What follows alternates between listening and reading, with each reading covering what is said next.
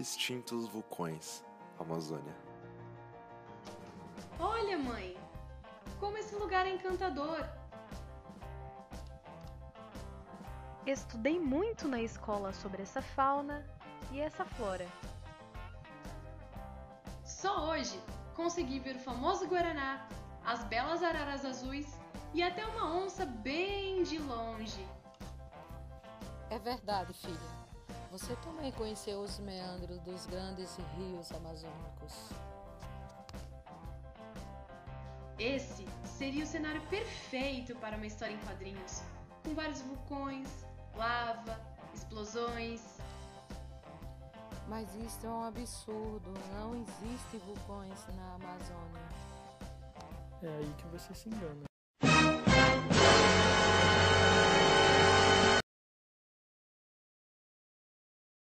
É verdade que não existem vulcões ativos no Brasil atualmente, mas há grandes evidências de que houve sim um intenso vulcanismo no Brasil.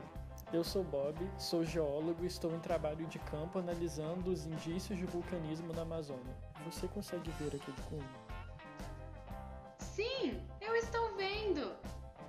Aquele cunho é o que restou de uma estrutura de cunho vulcânico que chegou a ter 400 metros de altura no momento em que estava no auge de suas erupções. Mas isso era tão grande! Era 4 vezes maior que a Estátua da Liberdade! Como era esse vulcão Amazonas? Os geólogos conseguiram remontar a estrutura que atualmente está bastante intemperizada a partir dos afloramentos presentes. Veja só as marcas do antigo vulcão e o que restou dele. Como a Amazônia tem altos índices pluviométricos com altas temperaturas, é impressionante que essas estruturas não tenham se apagado pelo intemperismo químico. Isso é verdade! Choveu tanto nesses dias em que fiquei aqui, que fui atrás de ver a média de chuvas nessa região. Isso aqui é o climograma de Manaus. Tem muita chuva praticamente todo o ano e uma temperatura que quase não se altera, em torno de 26 graus. O que é intemperismo químico? O intemperismo químico destaca-se pela ação da água da chuva carregada de outros elementos atmosféricos, como CO2. Ela decompõe minerais expostos na superfície em fraturas, dando origem a novos minerais, mais estáveis às condições da superfície. Puxa, que legal! Como é que os geólogos descobriram essas estruturas? Durante a década de 70, o projeto Radar da Amazônia, RADAM, atuou na pesquisa de recursos naturais, organizado pelo Ministério de Minas e Energia, através do Departamento Nacional de Produção Mineral, o DNPM. Houve então a maior coleta de dados sobre recursos minerais, solos, vegetação, uso da terra e cartografia da Amazônia e áreas adjacentes, sendo os primeiros passos de uma grande pesquisa sobre a geologia amazônica.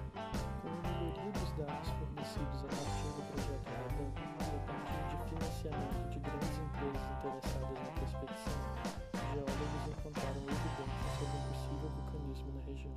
Essas evidências foram colhidas em pesquisa de campo pela equipe de Caetano Giuliani, que estuda a região desde 1998 e consistem em rochas características de locais com vulcanismo. Dentre essas rochas estão os dacitos, riolitos e gnebritos. Mas como era esse vulcanismo? As rochas encontradas pelos geólogos possuem em sua composição alto teor de sílica, o que pode significar que foram derivadas de um magma félsico. Esse tipo de magma possui uma maior viscosidade e, portanto, está associado àquela imagem dos vulcões explosivos. Existem outras estruturas como essa? Já foram encontrados 2 cones e a expectativa é de que haja outros diversos numa faixa que vai desde a Amazônia até Santa Catarina. E todo esse vulcanismo aconteceu ao mesmo tempo? Essa é uma questão muito abordada pelos pesquisadores. No entanto, as evidências apontam para a ideia de que o vulcanismo não aconteceu de uma só vez, e sim se distribuiu ao longo de períodos. Uau! O que mais pode ser tirado desse estudo? Um evento de vulcanismo como esse raramente acontece como um caso isolado.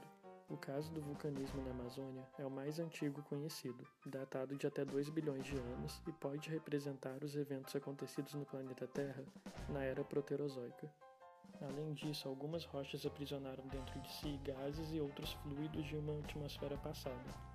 Analisando essas amostras, é possível saber composição e concentração de gases na paleoatmosfera e entender como funcionam as mudanças climáticas do nosso planeta.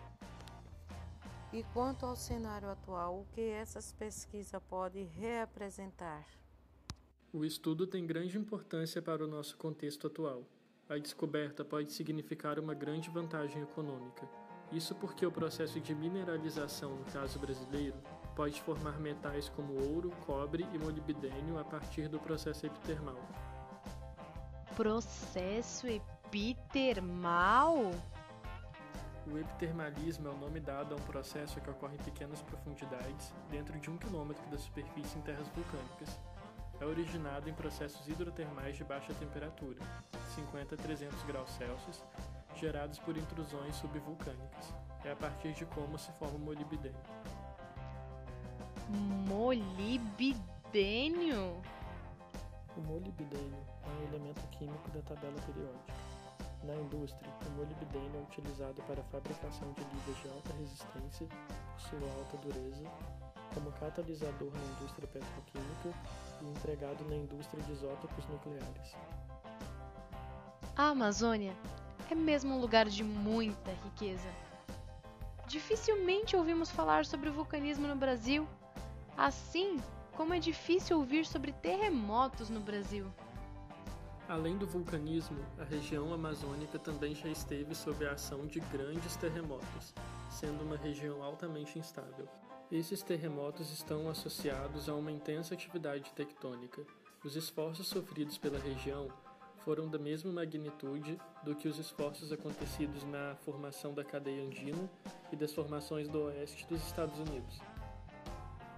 Ué, mas se a região da Amazônia sofreu os mesmos esforços que o Andes, por que não há aqui uma grande cordilheira? Essa é uma ótima pergunta, Kika. E vou lhe dizer que, por enquanto, nem os geólogos mais experientes conseguiriam te responder. A ausência de grandes formações ainda é um mistério. E todos esses eventos podem ter relação com a rica biodiversidade da Amazônia?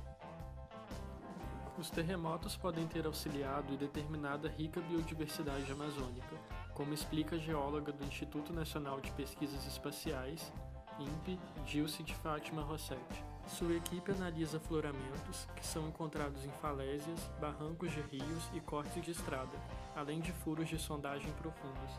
O tectonismo influenciou o ambiente amazônico por meio da mudança do curso dos rios e do soerguimento e afundamento de algumas áreas, submetendo as mesmas a um regime hídrico de depressões com alagamento sazonal ou de áreas mais altas e secas.